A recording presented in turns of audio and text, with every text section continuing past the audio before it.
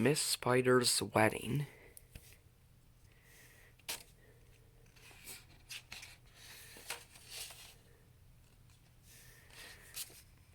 Good morning, miss. A lovely day. Miss Spider spun around to see Ike hanging by his knees, 3 inches from the ground. My good friend Holly, Ike went on, is someone you should know, but he's too timid to come down or even say hello.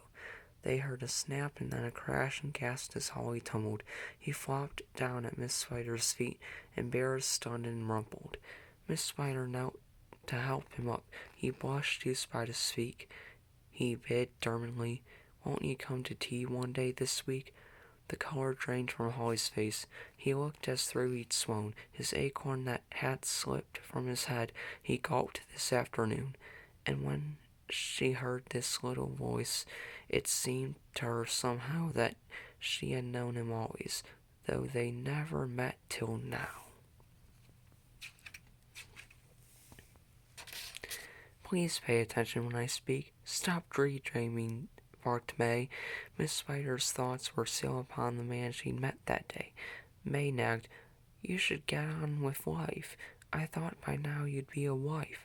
"But Miss Spider tried to say. "You mustn't interrupt," sniffed May. May jammered on and on and on. Miss Spider, with her patience gone, surveyed the clock and tapped the floor when a face peeked round the door. She whispered, "I apologize, but May, I just now realize the gentleman who asked to call is waiting for me in the hall." "A man," squealed May. "Well, finally." She dashed right out so she could see, then screamed, "Get lost, you punny pest. She's waiting for a special guest." Miss Spider scurried toward the den. She took his hand, then led him in. May cried, "How can I stop her folly? She's desperate if she's dating Holly." They talked all of their dreams and hopes, of art, nature, and love and fate. They peered through toy kaleidoscopes and muttered thoughts I shan't relate. Then Holly held Miss Spider's hand. "I'll say no more, you understand? For private moments between spiders should not be witnessed by outsiders." Back home, May snipped at Ike, her mate. Miss Spider's come undone. "That milk-sop Holly's their date. Go fetch a better one. Be certain he's intelligent, strong, handsome, brave, and intelligent. Just find an 8-legged Mr. Right and bring him back here by tonight." Ike said, "But I think Holly's practically nice." "It's not just me who thinks so. You can go ask the mice. They say he's helpful, wise, and kind, and always so polite. Perhaps he's just the right one to be Miss Spider's Mr. Right." May gasped, "You've lost your senses too. That panty waist will never do. What difference if he's kind and wise? He isn't Miss Spider's size. He isn't half Miss Spider's size. I'll see. I'll have to go with you. For very clearly, like, you'll simply do not have a clue to what we women like." This fellow here, for instance, is no proper type at all. He's drunk so many petunia wine, he's hardly fit to crawl. His web crawls in Slovenia with clothes strewn on all about. I cannot see Miss Spider's wed to that disgraceful lout. I'm certain even you can see these spiders will not suit. The green one is a crybaby, the white one is a brute. Our gentle friend cannot add the likes of either one, I'm sure. How could she hope to overcome their temperament so quarrelsome? Now there's a really handsome hunk of Miss Spider's specimen. A baby admirers wait to fawn all over him. His web is tidy and well made. His shoes are all in the row. The length of nose to eyebrow is perfect ratio. May called, "Oh, Spider, sir, you-hoo, I got the perfect girl for you," she whispered. "Now put things right. I hope," squeaked Ike, he doesn't bite." "Please tell me of this lonely miss," the Spider strongman code. "Is she a beauty? Is she rich? Is she in the mood to be utterly charmed and wooed by dashing handsome me? But how could it be otherwise?" He laughed triumphantly. "Why don't you beetle darlings wait right here till I come back? I'll make for you a tasty little snack. You'll find it cozy on my web. The view is fine from here, so rest your tired abdomens until I reappear. Miss Spider later welcomed in the strange Archer gentleman. His airs was fine, his manner grand. He bowed and kissed her dainty hand. I've journeyed here, dear lady, from the falling land of falling leaves. Please let me introduce myself. I'm called Spiderus Reeves. Fair princess, to that distant place flowed stories of your charm and grace, but none of them, I must confess, prepared me for your loveliness. My darling, I can plainly see that you're everything to me. I long to know the soul within your lovely exoskeleton.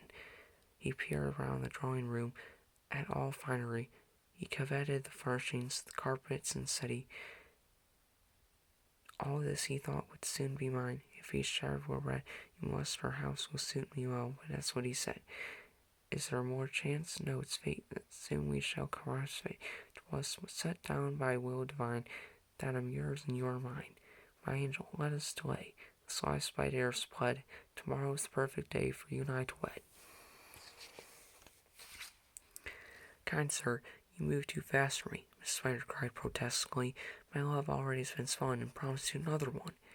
You cannot mean, Spider howled, that you're rejecting me? Tell me this loathsome rival's name. I'll squash him like a flea. His hot breath sprayed Miss Spider's face. With all the force he had, he screamed. You'll reveal his name, she said. I won't, you cad. He turned his back and raged. I must go find and grind it into dust. So foolish women be forwarded. Spider's Reeves shall not be scorned.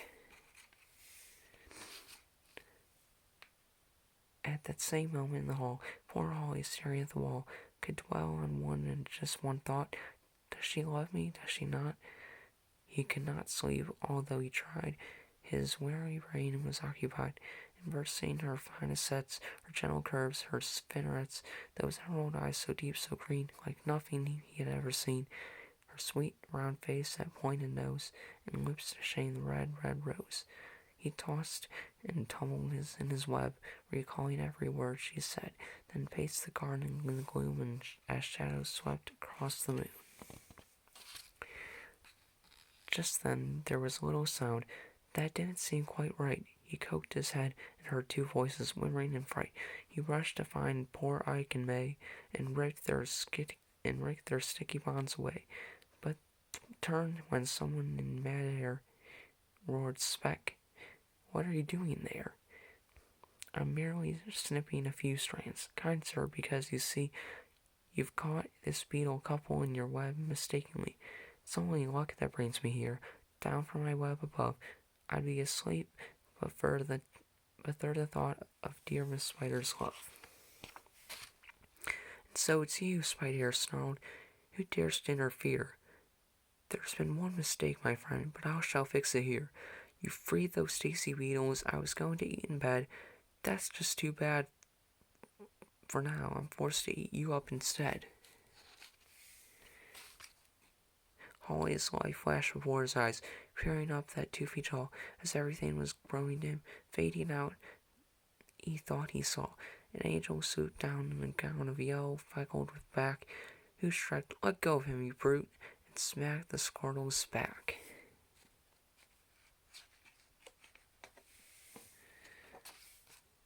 Drifting back disconsolately, Holly sensed someone he knew. Yes, Miss Spider's lovely face came swimming into view.